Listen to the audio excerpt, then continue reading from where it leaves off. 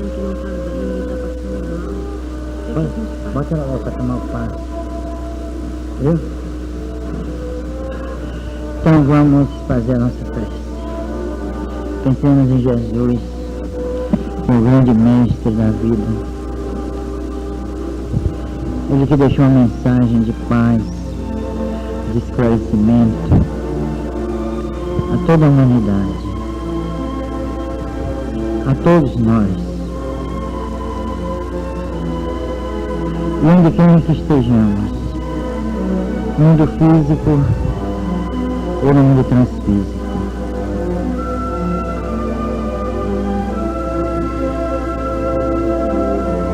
Elevamos então os nossos pensamentos, vibramos por aqueles que sofrem, pelos que se encontram nos hospitais, por todos aqueles que estão presos aos vícios, pelos intolerantes, pelos descrentes, pelos fanáticos. Vibramos também para aqueles homens sinceramente crédulos, que amam, ou pelo menos tentam amar o próximo, conforme os ordenamentos crísticos. E nesta noite todos nós recebamos os benefícios a que fizermos jus, a que tivermos direito. E pelo mínimo que recebamos, possamos aproveitar e agradecer a Deus pela dádiva alcançada. Vibramos pela nossa casa, por esta casa onde nós pregamos a doutrina espírita, através da arte, da música, através da palavra e através de atos voltados para os que sofrem. Que Jesus, o nosso grande mestre,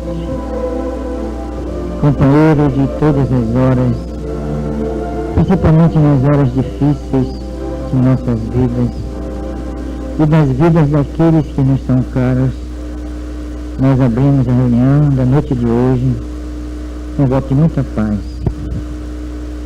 para aqueles que se encontram em aflição, e paz na terra aos homens de má vontade. Uma foge no transe comatoso, o transe mediúnico, né? O transe chamado anímico, nós, o perispírito sai imediatamente do corpo e vai habitar, digamos assim, a esfera que lhe é específica, chamada esfera imponderável.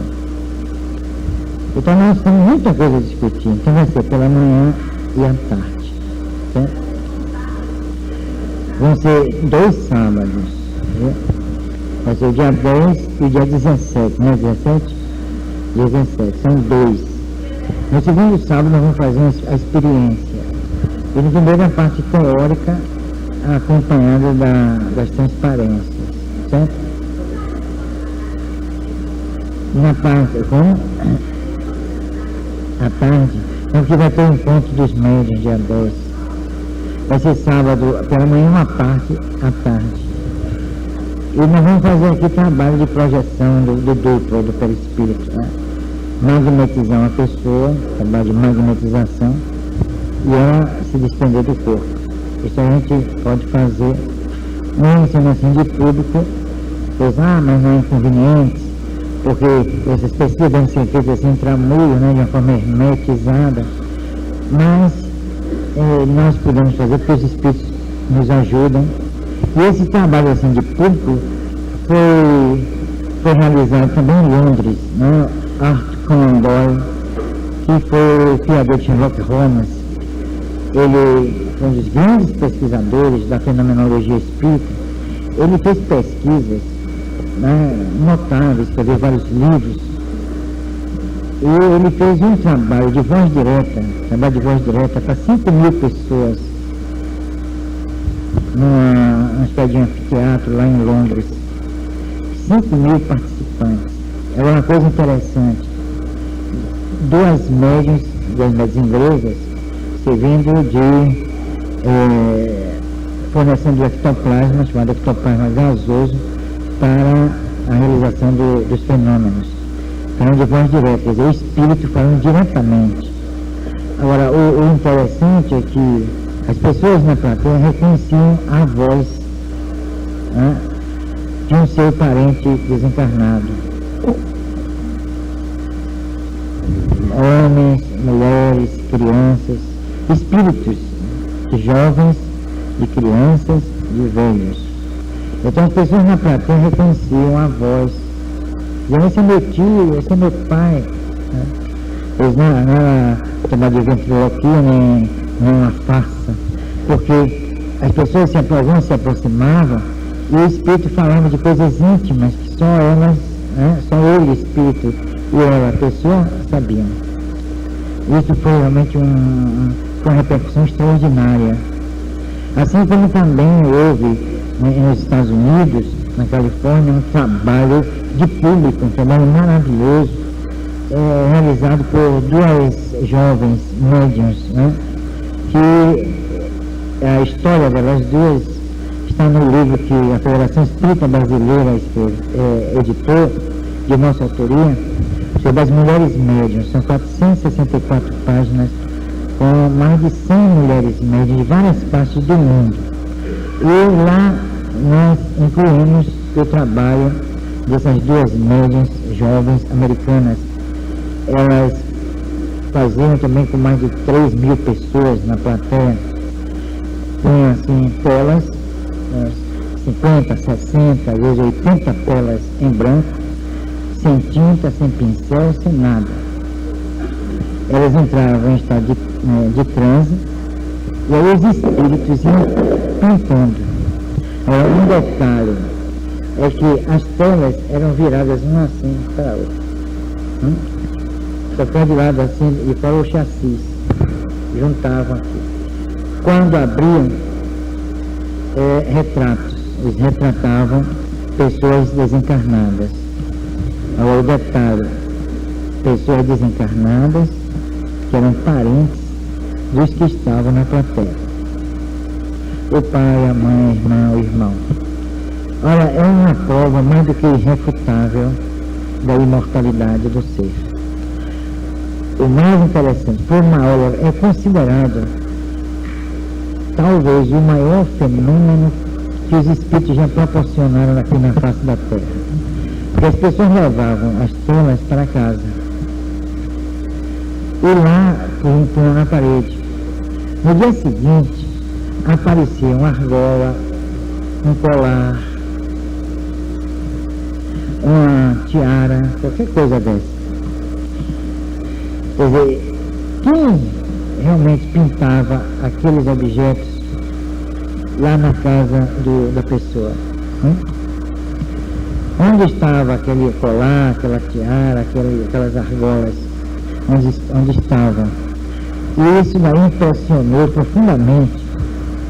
E vários grandes pesquisadores entraram em campo a fim de elucidar esse fenômeno. Porque não podia ser um truque, as telas estavam limpas, brancas, eram apresentadas ao público.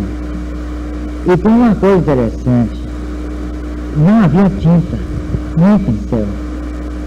Os espíritos materializavam a tinta. E outra coisa ainda mais importante, retratavam pessoas desencarnadas, parentes dos que estavam na plateia, ou parentes de que estavam na plateia. Isso daí é impossível de se falar em fraude.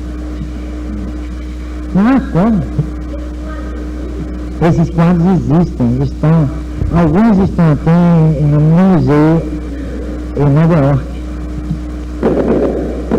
Museu de Arte Moderna em Nova York. Agora, quando lá estive, eu procurei, mas eles não são dados assim a público, porque Eles são muito preservados, esses quadros. E eles não podem sofrer determinadas, né, certas condições do ambiente, luz, tal, temperatura, sei lá, porque senão eles se desfazem. Isso aí mostra o seguinte, que já se reconhece o trabalho dos mortos, dos espíritos. Então é isso que eu estou tentando, nós estamos tentando fazer aqui nesta casa. É claro que vamos guardar as devidas e gigantescas proporções. Mostrar que existe realmente uma ciência espírita e que nós precisamos trabalhar nesse sentido.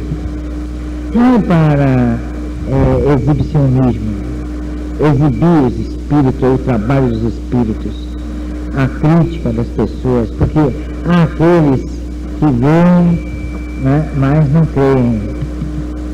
Há aqueles que não acreditam em nada, mesmo vendo ali, comprovando. Há pessoas que são descrentes, céticas, e dizem assim, olha, um espírito aparece, senão não é um espírito, é alucinação.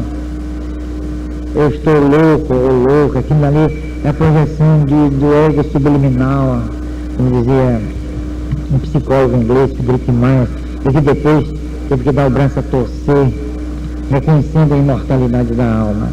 Então, nós precisamos resgatar essa fenomenologia. E é isso que nós estamos tentando fazer aqui, devagar, com calma, e nós vamos chegar lá. Porque há muita gente preocupada, e é natural, muita gente preocupada em reforma íntima, renovação, né, moral, e iluminação interior. Isso é mais do que válido. É de uma validade assim questionável. Mas nós precisamos evidenciar a imortalidade da alma. Porque é um pressuposto necessário, pelo menos assim que nós pensamos, a convicção, a certeza dessa imortalidade. Porque se o espírito não ciência, uma filosofia de consequências morais, é claro que a ciência demonstra a existência da alma através da experimentação, né? Experimentação criteriosa, idônea, e aí parte para estabelecer os cânones da sua filosofia, que é justamente uma resultante da certeza da imortalidade da alma. Então vem aquela pergunta, por que eu sou imortal? O que é a vida? Qual o significado da dor? O porquê do sofrimento, dos reveses? Então, essas perguntas ainda não foram devidamente respondidas, nem pela ciência, nem pela filosofia, nem pelas religiões. Então o Espiritismo se propôs a responder de uma forma pelo menos aceitável, essas perguntas. De onde eu venho? Para onde eu vou? O que sou? O que eu estou fazendo aqui na Terra? Qual o significado das doenças? Por que a pessoa fica doente? A questão, os vírus, bactérias, tudo bem, mas qual o significado moral da doença? Existe um significado moral da doença? Existe um significado moral dos reveses porque nós passamos? Então é isso que nós precisamos enfatizar. Nós precisamos discutir, trocar ideias, mas, como se diz, numa boa, sem conflito, sem discussões estéreis. É isso que nós estamos aqui propondo àqueles que vêm a esta casa. Porque nós não podemos admitir que as pessoas se esforcem para se melhorar e todo aquele esforço, toda aquela luta se esgote no túmulo. Tem que ter uma repercussão, necessariamente, aquele esforço, aquela luta, aquele empenho em se renovar moralmente. Nós não podemos lutar para uma renovação moral e exercitá-la para uma vida só. Nós temos que estudar a reencarnação. O Dr. Ian Stevenson, agora mesmo me trouxeram dos Estados Unidos um dos últimos livros dele, o último livro dele, o mais recente, em que ele continua suas pesquisas em torno da reencarnação. E o Dr. Banerjee também, ele já desencarnou, ele era da Universidade de Rajpur, na Índia. Ele também fez pesquisas notáveis no campo da reencarnação. Então, esse legado, fruto de experimentações, né, assim, cuidadosas, criteriosas, nós precisamos, não podemos dar respostas. Porque há muita gente que diz assim, eu não acredito em nada. Não é? Até uma vez eu brinquei com alguém e disse assim, olha, eu não acredito em nada. Aí eu disse, você acredita assim em nada? Né? Não é isso? E as pessoas agem assim, a priori, sem uma base. Você nunca tem estado em laboratório. Não, a alma não existe, ponto. E a coisa de reencarnação também não. E o brasileiro, convenhamos, não é dado a pesquisa, não é isso? E fala por falar. Não, eu não acredito nisso, eu não acredito naquilo. Olha, as pessoas têm direito, claro, a emitir suas opiniões. E nós podemos até respeitar. Mas como dizia Voltaire, ele dizia assim, olha, eu estou com você, eu apoio você em tudo que você disser, nas suas opiniões, seus pontos de vista, mas me reserve o direito de aceitá-los ou não. Né? Eu acho que é por aí que nós podemos conduzir todo esse trabalho que nós procuramos fazer aqui. Quando eu fiz pesquisas, eu de vez em quando lembro, eu fiz pesquisas em São Paulo, eu fiz parte de um grupo em São Paulo, fechadíssimo, né? Para usar uma linguagem moderna, fechadésimo, né? E eu consegui, porque eu sou muito conhecido em São Paulo, eu colaboro lá em jornais, várias editoras lançam meus livros, e aí eu consegui penetrar, consegui fazer parte de duas sessões nesse grupo fechado. Eram 2 médios irmãos. E os espíritos fizeram trabalhos fantásticos. E esses trabalhos realmente impressionantes. Um deles foi o espírito surgir, a luz assim, difusa, né? Uma luz azul, mas dava para enxergar tudo. O espírito entrou, em vez de sair da cabine mediúnica, como costumeiramente fazem os espíritos, ele saiu da parede. Ele saiu da parede. Atravessou a parede. E aí eu fiquei de ficar pensando sobre esse fenômeno. E aí ele deu uma explicação que casa com a explicação dada também por Ernesto Bolzano, um professor de Turim, um dos maiores pesquisadores no campo do fenômeno paranormal.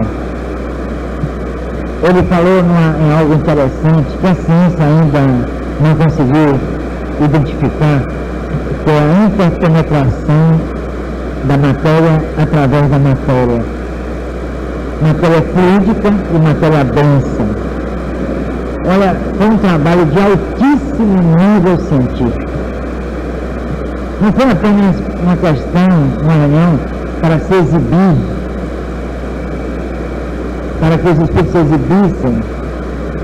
Foi uma reunião de natureza científica, mostrando ali a imortalidade do ser. Olha, foi um trabalho notável. Eu tive a oportunidade de conversar com um desses espíritos e ele me incentivou bastante a prosseguir, a continuar nesse trabalho que eu venho fazendo de pesquisa. E aqui na Bahia eu tive a oportunidade de fazer pesquisa com o Medrado, muita gente sabe, José Medrado. Chegamos à materialização plena de uma mulher vestida de noiva, a famosa noiva, que também se materializou em Pernambuco, em Recife, na década de 30, e teve também, depois de pesquisar, nós verificamos que ela também se materializou em Lisboa, em Portugal. Então esses trabalhos eu reputo assim de uma necessidade fundamental para que nós possamos divulgar a doutrina como ciência, filosofia e suas naturais consequências éticas. É isso que eu vou tentar fazer no programa de rádio, meia hora. É isso que eu já estou tentando fazer. Não apenas para convencer as pessoas, não quero convencer ninguém, não quero fazer proselitismo, mas uma doutrina a que eu me dedico com Lúcia e tantos companheiros há tantos anos, não poderia ser uma farsa. Eu não poderia estar aqui pregando a vocês mentiras. Eu não poderia acreditar em embustes. Eu não poderia inventar. Então, eu fui pesquisar para ter condições, ter convicção, porque a convicção é imprescindível. E chegar e dizer aqui para vocês, olha, os espíritos existem. A imortalidade da alma é um fato. Não é apenas uma questão de doutrinária, uma questão religiosa. O espírito existe. Ele está sempre conosco. Onde quer que estejamos, o próprio Jesus disse, o espírito age onde quer. Então eles estão aqui, estão dentro de casa, estão na rua. Há aqueles que têm medo de vir à casa espírita, julgando encontrar aqui os fantasmas, né? Os espíritos. Quando na realidade eles estão em casa, eles estão conosco, no local de trabalho, na rua. Onde quer que estejamos, há espíritos. Então é isso que eu procurei sempre fazer, falando na primeira pessoa, para facilitar a comunicação. É isso que eu sempre procurei fazer, estudar, pesquisar, para ter certeza, uma certeza absoluta naquilo que eu transmito. Ou aquilo que eu transmito às pessoas, com esse ensinamento da veracidade. É isso que me anima a estar aqui. Porque se eu constatasse, através das pesquisas, que o espírito, a existência do espírito é uma fantasia, eu não estaria aqui. Eu digo isso com toda sinceridade. Eu digo isso de coração. Eu não estaria aqui conversando com vocês. Mas eu tenho certeza absoluta, total, irretorquível da existência da alma. E os espíritos têm me dado oportunidades assim fantásticas. Não só aí no trabalho de desobsessão, mas nas visitas que a gente faz aos hospitais, visitando pessoas, crentes ou descrentes. Pouco importa a ideologia dessas pessoas. Não me interessa se elas são budistas, protestantes, católicas. O importante é ali estar uma pessoa que precisa de ajuda. Isso está acima de todas as ideologias, de todas as crenças ou descrenças. Eu já contei aqui um caso, uma certa feita, eu vou contar para concluir, porque eu estou sentindo uma certa dificuldade de me expressar. Estou sentindo um pouquinho, o espírito está, certamente pelo que vem aí pela frente, ou aí pelo lado. Às vezes me afeta, porque o espírito fica trabalhando comigo desde de manhã. Eu às vezes saio um pouquinho, desligo um pouco, sabe? Aí o pessoal conversa com isso até, mas Bernardo, mas ela já sabe. Pela conversa eu não estou ouvindo nada, estou mais por fora do que botão. Então eu tive uma experiência maravilhosa, mas incrível. Eu não sei porque os espíritos me dão tanta oportunidade de cada vez mais robustecer, fortalecer a minha crença na imortalidade da alma. Talvez para que eu possa sedimentar, alimentar esse trabalho aí que a gente faz com os espíritos sofridos, cheios de ódios e de rancores. Mas são espíritos doentes e que precisam ser assistidos. Foi há mais de 25 anos. Eu voltava do centro e morava perto da casa de meus pais. E eles estavam no Rio de Janeiro, meu pai e minha mãe. Eu já casado, morava perto. E eu tinha um irmão muito doente. Aos 3 anos ele teve uma doença que ninguém soube diagnosticar, em que ele ficou praticamente paralisado do lado esquerdo. E depois afetou o cérebro. Era considerado assim, dementado, né? Para usar uma expressão até forte, um débil mental. E minha mãe tinha um trabalho com ele assim, extraordinário. Tanto que ele dormia assim ao lado da cama de minha mãe, da cama do casal, minha mãe e meu pai. Até nos últimos anos de vida, até as fezes ela tirava com a luva, com a mão. Eu já não tinha mais força para nada. E lá estava se esvaindo. Quando eu cheguei no centro nessa noite, eu encontrei um recado. Olha, Bernardo, seu irmão Fernando está desencarnando, ele está morrendo. E aí eu fui lá. E aí leva para o hospital, não leva, e acharam por bem não levar. E o quarto estava cheio de gente, puseram uma vela na mão dele. E eu delicadamente pus todo mundo para fora do quarto, delicadamente, né? Tirei a vela da mão dele, apaguei, coloquei assim em cima. E aí pus a cabeça dele aqui no meu braço esquerdo. Sentei na cama assim, e pus os braços dele, a cabeça aqui no meu braço. E aí fiquei orando. Tinha os espíritos que ajudassem aquele ser a desencarnar.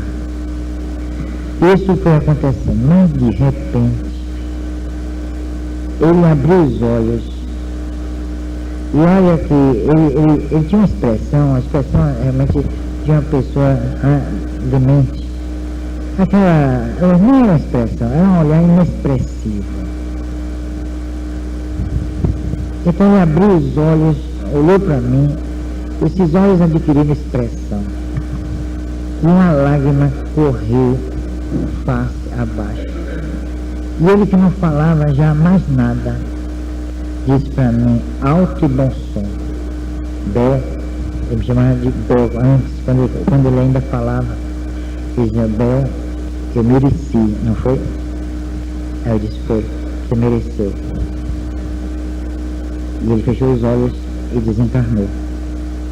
Ele readquiriu o controle da sua estrutura fisiológica, ele espírito, e falou claramente, lucidamente. Olha, foi uma prova maior do que a própria materialização. Eu estava ali morrendo, desencarnando em meu braço, um espírito que se redimiu, que cumpriu os desígnios da lei de Deus. Aos nossos olhos, quanto sofrimento, quanta dor. Os parentes, os tios, tias, primos, as pessoas diziam, mas que absurdo, por que tanto sofrimento? Qual a razão de tanta dor? Será que eu pensava também, antes de solidificar a minha crença espírita, eu também havia momentos em que eu dizia, mas não é possível, por que meu irmão sofre tanto? Qual a finalidade desse sofrimento? Em que ele vai aproveitar? Que lição nós tiramos de um sofrimento desse? Será que não serve para nada? Será que não vale para nada? Não tem nenhuma serventia? Não há nenhuma consequência? É claro que há. Ele estava completamente fora de si, abriu os olhos, uma lágrima escorreu e ele me disse, eu mereci. Eu fiquei realmente emocionado, mais do que emocionado. Eu chorei com ele. E foi uma das poucas vezes na minha vida que eu me debrucei sobre um cadáver e chorei. Foi a única vez.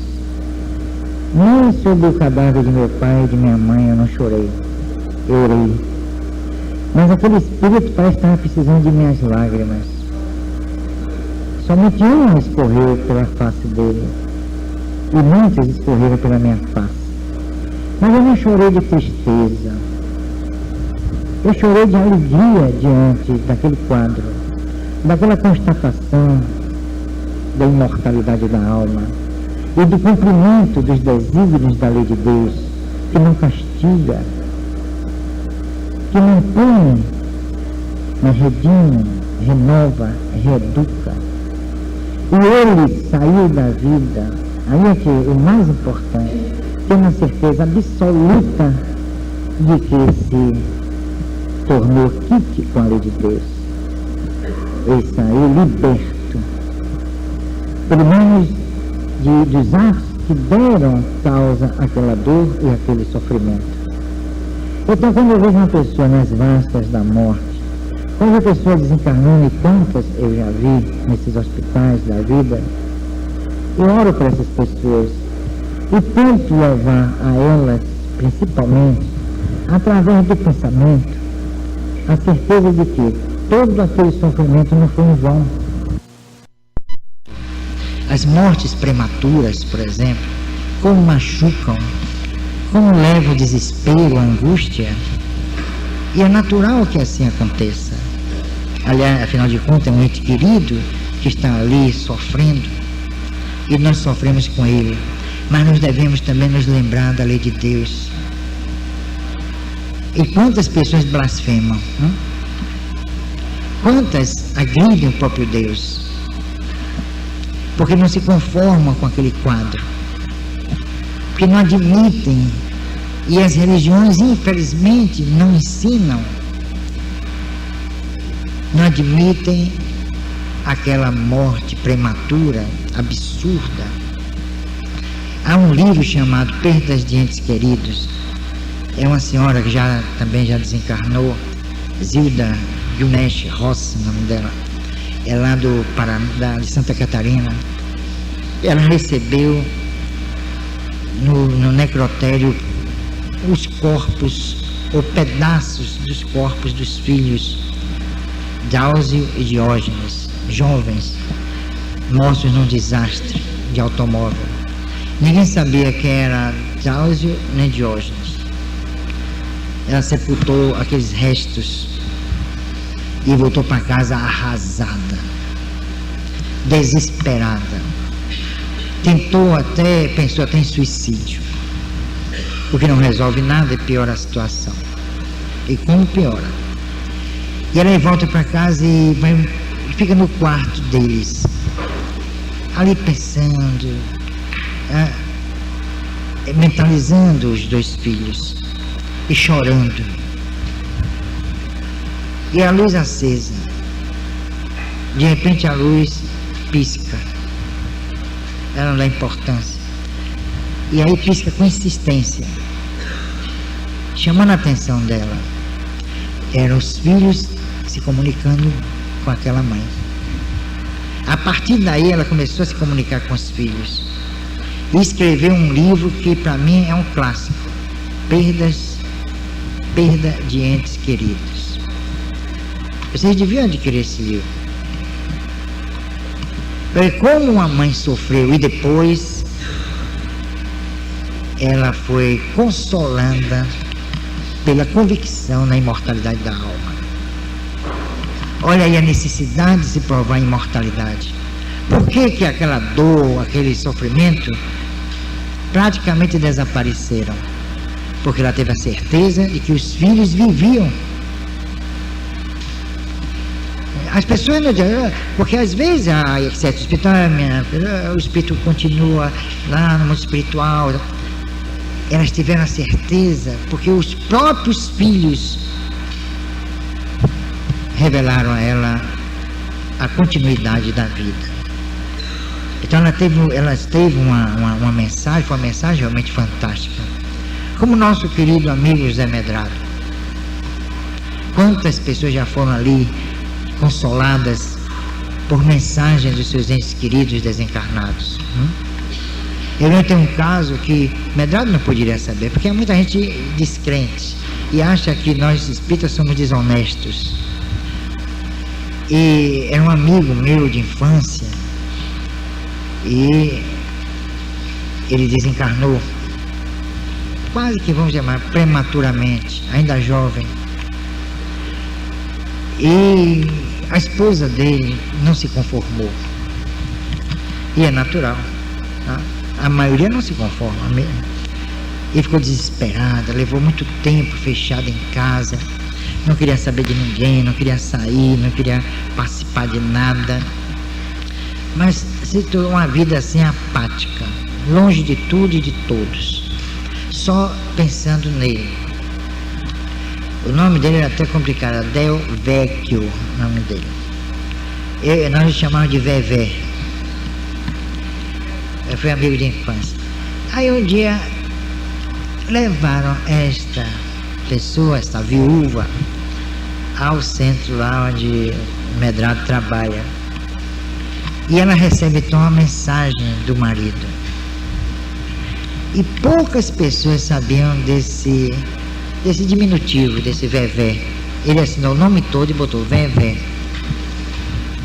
E contou particularidades, incluindo uma interessante, é que ela era espírita, quer dizer, frequentava, e ele não queria saber. Quer dizer, eu não quero saber dessas coisas, né? Porque é assim que tratam, né? Eu quero saber dessas coisas. Mas ele revelou na carta que quando ela saía, ele corria, pegava o livro dos espíritos para ler. E disse onde estava o livro, ele escondia o livro. E ela chegou em casa e encontrou o livro justamente onde ele tinha dito na carta. É uma prova, não é, minha gente? Medrado ia adivinhar um negócio desse? Não podia, nem pode. Aí é uma prova da imortalidade. A partir daí ela mudou completamente. Ela teve a certeza da sobrevivência da alma. O seu marido estava vivo. Olha, é isso que a doutrina espírita faz e nos atacam tanto. Somos mancomunados com os demônios,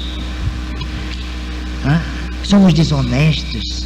Você vê quando a imprensa, a mídia fala de espiritismo, fala de uma forma jocosa, desprezível até, não é isso? Quando nós procuramos fazer o bem, levar o consolo, o esclarecimento àqueles que sofrem, fazer um trabalho como o nosso irmão Divaldo faz, atendendo a centenas de crianças carentes, como o próprio Medrado tirou, quantos ele tirou das ruas, que seriam marginais, estão lá com ele, na Cidade da Luz. Aqui nós vamos fazer a nossa creche para 50 crianças, tratá-las com amor, com carinho, com respeito, e ainda nos chamam de desonestos, não é isso que chamam? Desprezam os espíritas. Eu encontrei uma certa feita numa revista protestante, assim, porque Deus odeia os espíritas. Veja, por que Deus nos odeia? Porque nós fazemos o bem? Nós não recebemos nada, nem um tostão. E se há ali um operador espírita, um sujeito que recebe fritz, ou seja lá quem for, e faz cirurgia, isso não é espiritismo. É apenas um médium, é apenas um espírito que pega um médium e faz a cirurgia. O que é que tem a ver com o espiritismo? O espiritismo é um corpo doutrinário, é a ciência, a filosofia. Não tem nada a ver com esses médicos que terminam se envolvendo com os obsessores. E o espiritismo é que sofre. Tentam até desmoralizar, porque não conhecem. Venham para aqui para dentro, ou frequentem qualquer casa espírita, vão lá. E em vez de criticar, por que não vem para aqui dentro para saber o que é espiritismo? Por que as pessoas vêm aqui? Desrespeito, feitiçaria, a presença do demônio. O que há aqui é amor às pessoas, aos que sofrem. E nós não fazemos isso da boca para fora, como se diz. Nós procuramos dar exemplos dentro de nossas casas, porque o espírita, se reconhece o espírita, é na família, é ali no convívio familiar.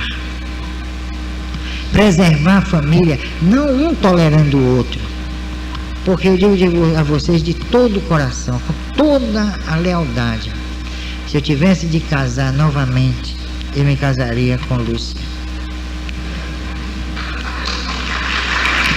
É isso mesmo. Eu digo isso pra... Eu tenho 39 anos de casado. E meus 2 filhos são maravilhosos. Não têm vícios. Nunca me agrediram. Não dão palavrão. São honestos, sérios, porque foram evangelizados. E o mais importante de tudo, podem ter certeza, é o exemplo. É o exemplo dentro de casa. Não levar fumo, álcool, palavrões, agressões. Quantas mães são agredidas na vista dos filhos? Sua vagabunda. Você come por minha causa, porque eu dou. Se não fosse eu, você morrer de fome. Quantas mulheres não já ouviram isso? Quantas nos submeteram a certas ignomínias porque vivem na dependência do marido? Quantos casais se toleram sem se respeitarem? Isso vai repercutir na educação dos filhos, não é isso? Então nós espíritas não pregamos aqui, como se diz, da boca para fora. Nós procuramos dar exemplo. Que Abel Mendonça disse uma coisa interessante pela psicografia de Divaldo Franco. Abel Mendonça, fundador da Casa de Emmanuel, uma casa realmente respeitada aqui em Salvador. Ele disse: no mundo espiritual eu senti a diferença que vai da palavra à ação, do ensino ao exemplo. Aquele que ensina tem que dar exemplo. Aí ele é mestre. Mas se ele ensina e não dá o exemplo, aí ele é apenas um professor. Ele está transmitindo, pode ter o dom da palavra, pode ter ideias assim fantásticas, um talento extraordinário, pode encantar as plateias, mas e o exemplo? Onde fica? Então, o que vocês encontram aqui e vão encontrar sempre nesta casa é amor e concórdia. Essa dedicação que esses médios aí têm, que às vezes moram longe, chegam 1h da manhã em casa, fazendo bem. Isso daí, nós estamos fazendo também favor a quem quer que seja. É um dever de cristão. É o dever de todos aqueles que tentam seguir os evangelhos, seguir as pegadas de Jesus. Como ele fez, ele não se fechou num templo como nós. Ele foi para a beira dos lagos, dos rios, curar os doentes, chamar a atenção dos poderosos, dos prepotentes e amar os humildes. Então foi esse o trabalho que Jesus fez e que nós espíritas tentamos seguir. É claro que nós temos muitos defeitos, quem não os tem? Eu mesmo tenho muito defeito, muitos mesmo, mas eu tento superar, amando as pessoas, como Jesus recomendou. E esse amor não é apenas expressado por vibrações ou por sentimentos, mas trabalhando por mim e pelo próximo. Então eu convido a todos vocês nesta noite a que estudem a doutrina espírita, procure seguir também aquilo que Jesus prega. Ele não pregou, ele continua pregando aos nossos corações. Então nós todos nesta casa estaremos sempre prontos a atender a quem bate à nossa porta. É o bater e abrir-se-vos-á, como disse Jesus. Pedir e dar-se-vos-á. Esses são os dois lemas nossos, são as duas nossas bandeiras. E nesta noite, quem esteve aqui conosco e mudou todo o diapasão dos meus costumeiros discursos. Foi um espírito chamado Sheila. Ela está aqui, graças a Deus. Quase eu digo aleluia. E até aí o nosso salão. Boa noite.